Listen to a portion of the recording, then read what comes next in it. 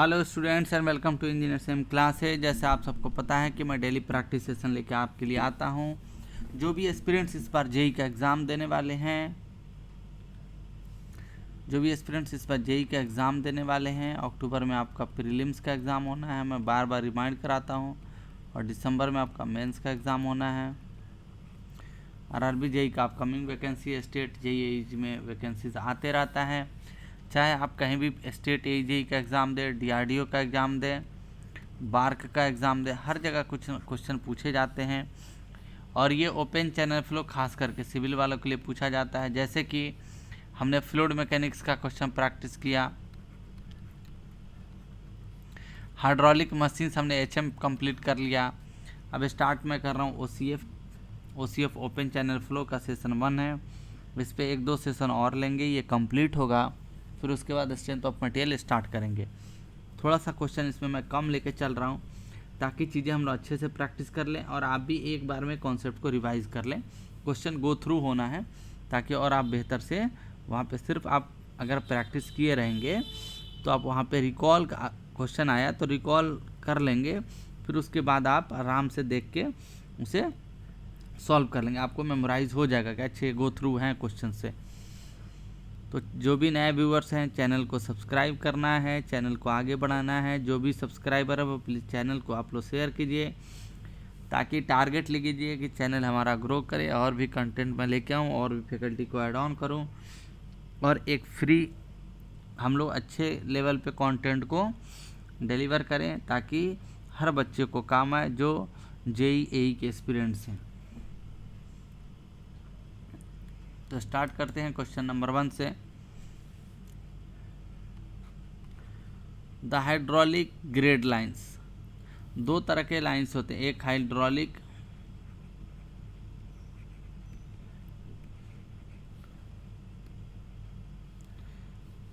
Grade lines होता है,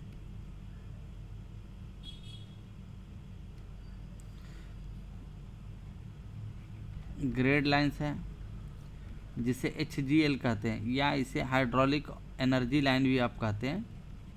एक होता है total energy line. Total energy line की बात करें तो टोटल एनर्जी लाइन क्या होता है, P/ρg प्लस V²/2g, यानी कह सकते हैं सम ऑफ ऑल हेड होता है। और हाइड्रोलिक ग्रेड लाइन क्या होता है, it is the only sum of P/ρg plus Z potential head. तो आप देखिए क्या हाइड्रोलिक ग्रेडियंट लाइन कभी भी क्या always above the centre line of the pipe, कभी भी centre line of the pipe से एबव नहीं हो सकता है। क्योंकि मान लीजिए कि एक पाइप है और इसमें लिक्विड फ्लो कर रहा है, दिस इज द सेंटर। ये तभी होगा जब यहाँ पे काइनेटिक हेड होगा, तभी ये पॉसिबल हो सकता है। तो ये ऑप्शन नहीं होगा। Never above the energy grade line, always sloping downward to the direction of flow.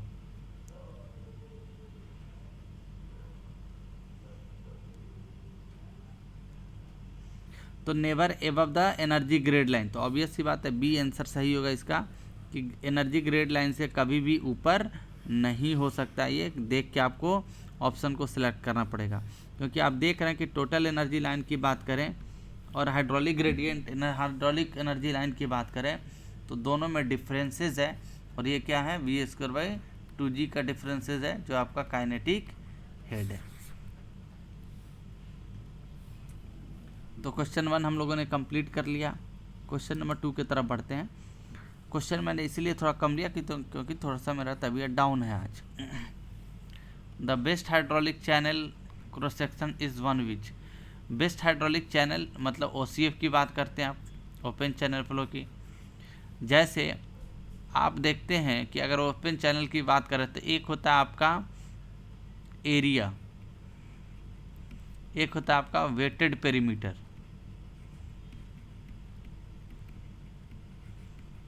Wetted perimeter, मान लीजिए कि ये एक टैंक है और इसमें वाटर भरा हुआ है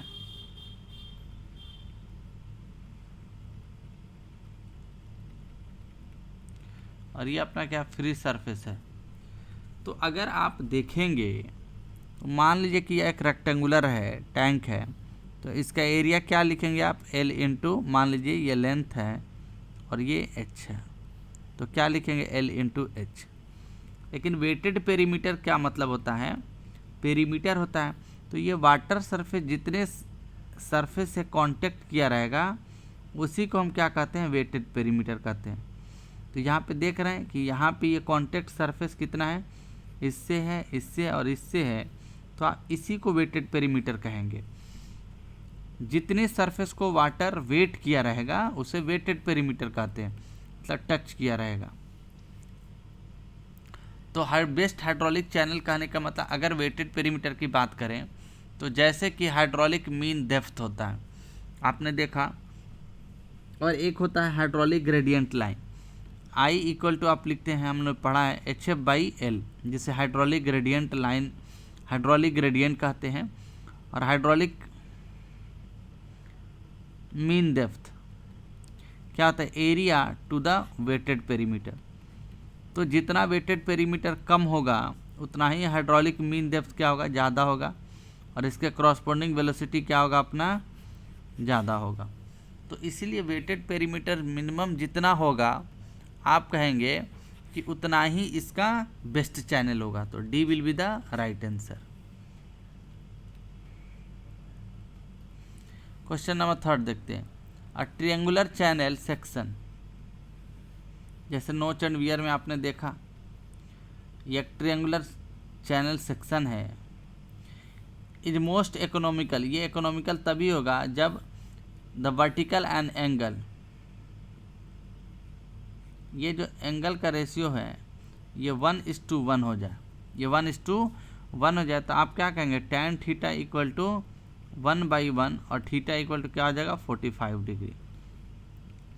तो अगर ये थीटा का वैल्यू ट्रायंगल में 45 हो जाए तो ये बेस्ट सेक्शन माना जाता है, बेस्ट चैनल। तो कुछ डेटा आपको याद भी रखना पड़ेगा, B is the right answer. अगला क्वेश्चन है question number 4, the Chezy's coefficient. आपको पता है, मैंने पढ़ाया भी आपको चेजिस फार्मूला।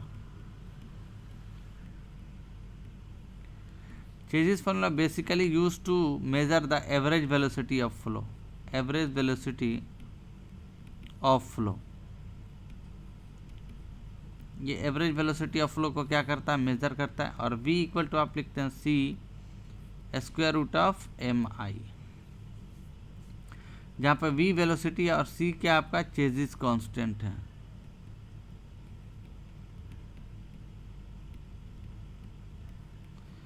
और m क्या आपका हाइड्रोलिक मीन डेप्थ है, area to the wetted perimeter p। और i क्या आपका हाइड्रोलिक ग्रेडियंट है, जो रेशियो होता है HF/L का। तो यहाँ से हम लोग लिख सकते हैं द चेजिस कोएफिशिएंट।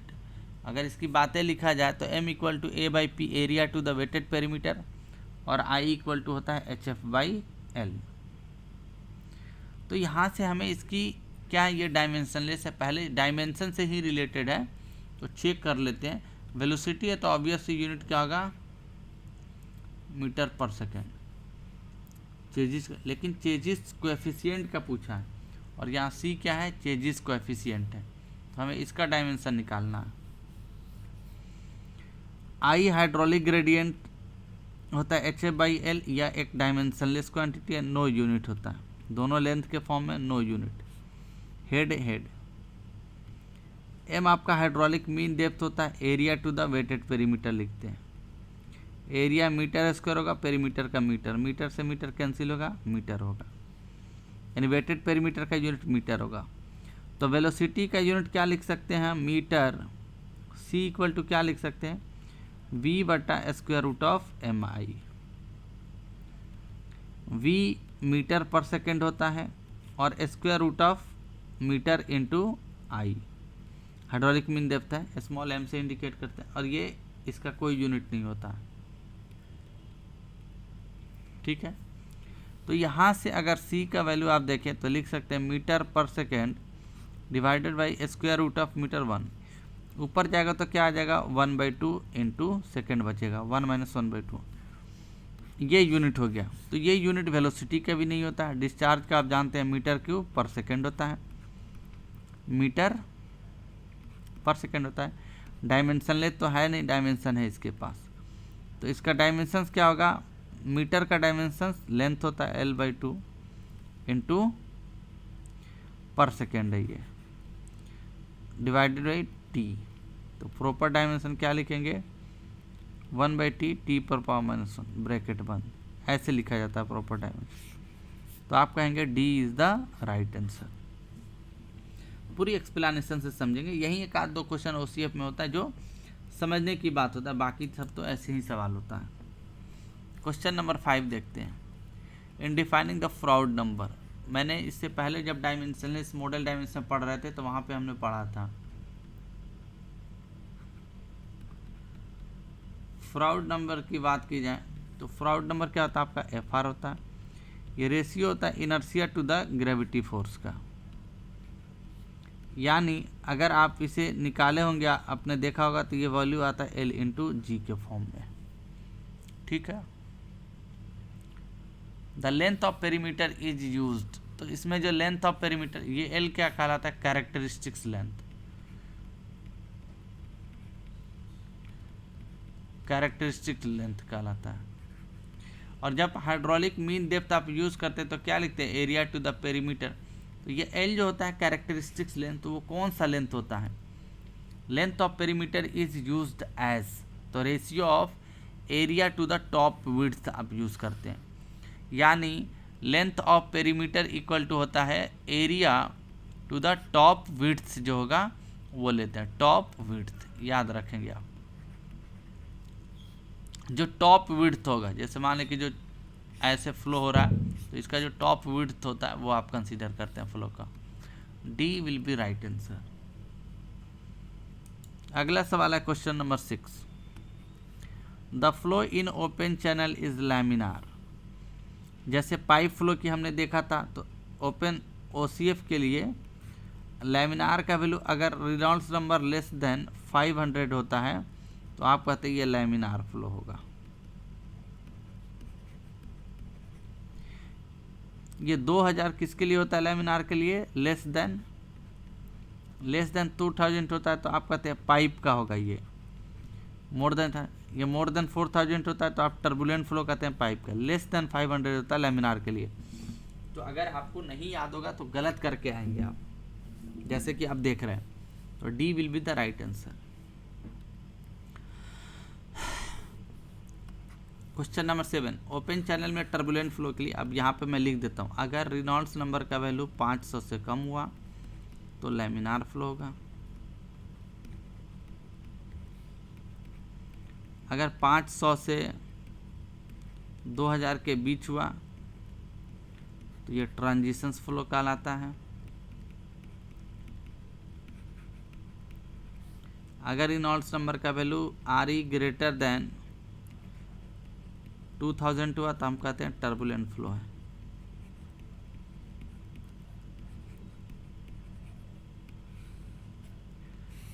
ये सारे कंडीशंस है। The flow in open channel is turbulent if the Reynolds number is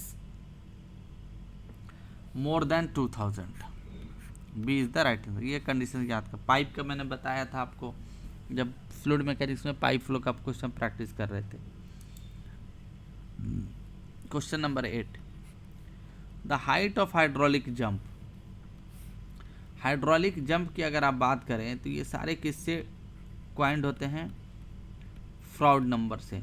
because जो फ्रॉड नंबर है वो किसके लिए एप्लीकेबल है, OCF के लिए। तो यहाँ पे आप कहते हैं कि अगर FR का वैल्यू 1 होगा तो ये क्रिटिकल फ्लो होता है। ये भी जानना जरूरी है। FR लेस देन 1 होगा तो आप कहते हैं सब क्रिटिकल फ्लो होगा। अगर फ्लो सब क्रिटिकल होगा तो आप कहते हैं स्टेबल फ्लो होगा, मतलब जंपेस नहीं होगा। लेकिन यही अगर FR का value Froude number greater than 1 हो जाए तो आप कहते हैं सुपर क्रिटिकल फ्लो होगा। सुपर क्रिटिकल कहने का मतलब क्या, unstable type of the flow होगा। अनस्टेबल इसलिए होगा कि जंप लिक्विड का स्टार्ट हो जाएगा, hydraulic jump started. Hydraulic jump will be there.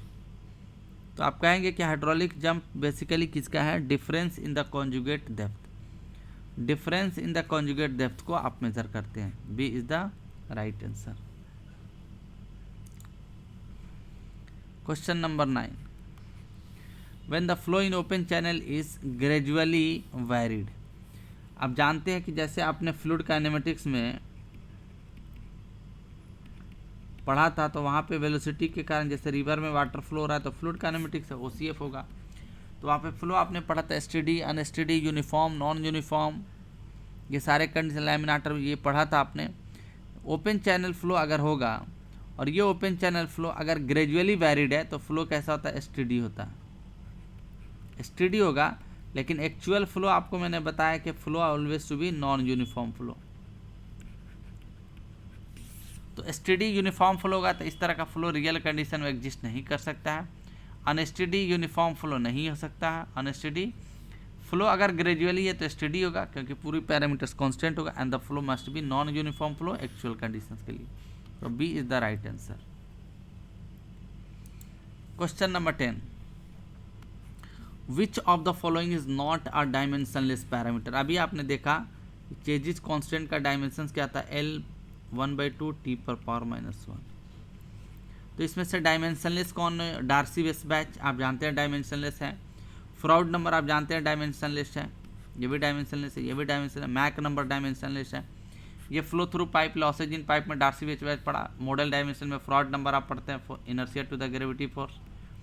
Mac number क्या होता है, inertia to the elastic force. और चेजिस कोएफिशिएंट का भी मैंने इसी क्वेश्चंस में देखा था कि इसका यूनिट क्या होता है, इसका यूनिट मीटर पर पावर 1/2 पर सेकेंड होता है। तो ये एक डायमेंशनलेस क्वांटिटी नहीं है। ए इज द राइट आंसर। इसी तरह के सवाल सब पूछे जाते हैं OCF में। आप ये सारे PYQ क्वेश्चन है, ये सारे